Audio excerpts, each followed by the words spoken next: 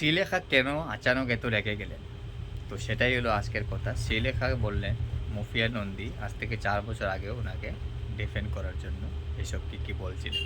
তো চলুন বন্ধুরা, আপনাদেরকে দেখাচ্ছি আজকে আচানক শ্রীলেখার কী হলো, উনি অত রেগে গেলেন, কি বলছেন। চলো ভিডিওটা শুরু করা যাক। 4 বছর আগে তো আমি এই থ্রেড কালচার বা ফেভারিটিজম বা সবকিছু নিয়ে কথা বলেছিলাম। তখন তো মৌপিয়া নন্দী, শর্মিষ্ঠা গোস্বামী চ্যাটার্জি এরা সবাই আমাকে ডিফেম করার চেষ্টা করেছিল। তাহলে কি এই মেয়েটির মতো আমাকে গায়ে আগুন দিয়ে প্রমাণ করতে হতো যে আমি যারা বলছি সেগুলো ঠিক বলছি?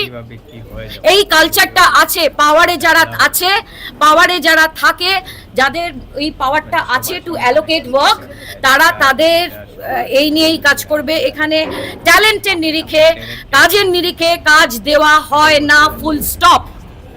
এখানে তুমি প্রযোজকের কাছের লোক কিনা, তুমি ডিরেক্টরের কাছের লোক কিনা, তুমি কোনো গোষ্ঠীর কাছের লোক কিনা, সেই হিসেবে কাজ দেওয়া হয়। আপনি কি পাওয়ারের কথা বলছেন?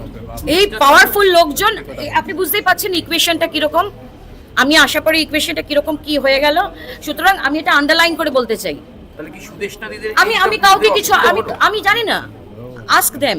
কারণ 4 বছর আগে আমি এই কথাগুলো বলেছিলাম, কিন্তু দিনের পর দিন যখন এই মেয়েটিকে কাজ করতে পারে তাকে কাজ দেওয়া হয় না, যে কাজ করতে পারলো না তাকে কাজ পছন্দ হয়নি, তাকে কাজ দেওয়া হলো না।